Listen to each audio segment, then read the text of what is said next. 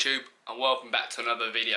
Today we're going to speak about how to get a bigger back. So I'm going to give you 3 tips on how to get a bigger back, and an extra on top, I will give you 3 alternatives as well, just in case if that machine or exercise is being used.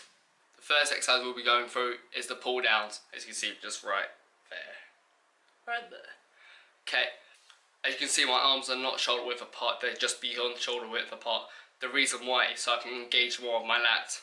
Some people will say once you're pulling straight down, go straight to your clavicle right here.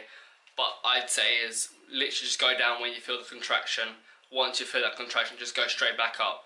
Try and have like a 2-second tempo when you're going straight down and straight up, so you can have more tension on your muscle. As you can see in this next video, you'll see I'm slightly tilted to the side. Reason why, so I can focus primarily more on my back, in the middle of my back and my lats. With this exercise it will help you a lot more to get that wider shape of your back. And if this exercise is not free, the other alternative is obviously a pull-up. Obviously if you can't really do pull-ups but with weight body, there is always assistant pull-ups. The second exercise we'll be doing is the V-bar row. It's primarily focused on your lower middle, between your lower back and your middle back, primarily and more in the middle of your back. Make sure your shoulders recontracted at all times, chest is out and your stomach's tight as always. As you can see, I've got like 2 plates on the floor. Only reason is because of my old gym, we used to have like an actual seat, but obviously we don't have in this gym, so we use 2 plates. Once we're pulling straight in, aim towards your belly button so you can get more of that squeeze and that contraction.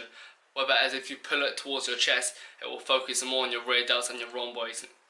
Around those areas, basically the upper body, it will focus a lot more. So obviously we don't want to do that. So that's why I put 2 plates there, so I can sit on it and pull it more lower down. Primarily focus more in the lower area of the back.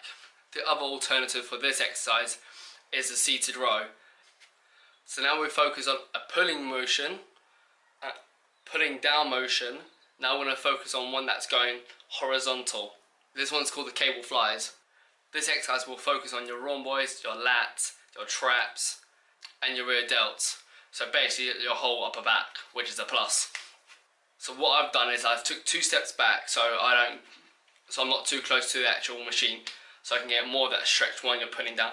So what you got to do is make sure your chest is out, as always, like I said earlier, chest out, stomach in.